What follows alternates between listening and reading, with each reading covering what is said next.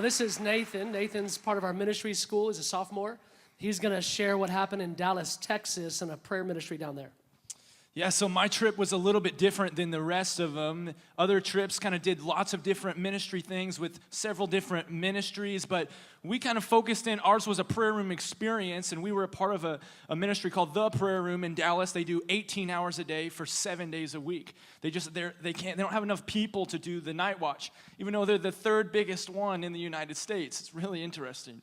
So, there were some really cool encounters, experiences that we had being there for the week, but what they really wanted us to experience something unique about this prayer room is that the fact that it has to close. They wanted us to experience that.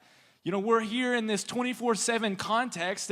It's been this way for 19, 20 years. We never have to experience the injustice of night and day worship like ceasing. Like, it's an injustice. And so they go from 5 a.m. to 11 p.m., and usually we would do stuff in the mornings and afternoons, but they bring us in at 10 p.m. at night.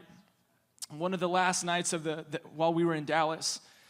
And we begin, the clock begins to tick. It begins to get closer and closer to 11 p.m. whenever the worship and prayer has to stop in this prayer room. And I just remember my team, everyone in the room just begins to feel the weight, the injustice that we're not going to be able to continue on throughout the night.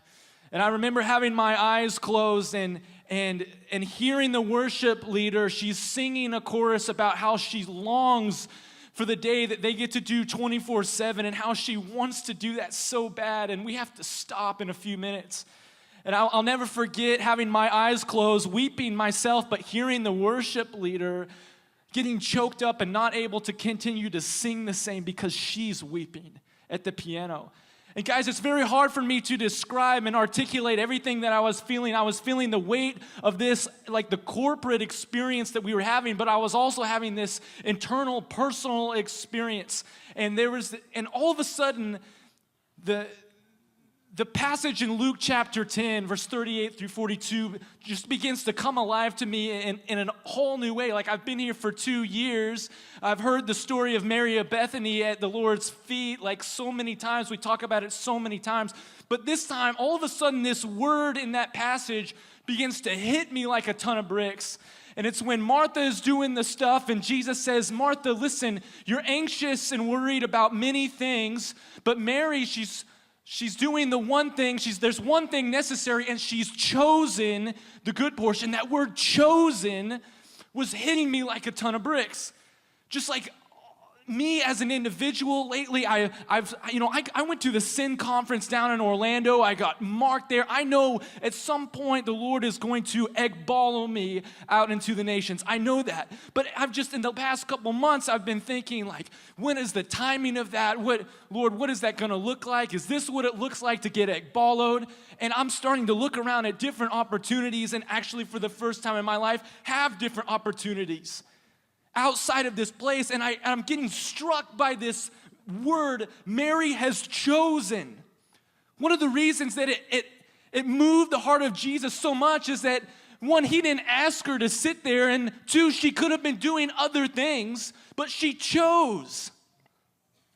And I had a dream back in early December where in the dream, I had the opportunity to preach at the One Thing conference, but I had the opportunity to preach at another conference at the same time called the Destiny Conference.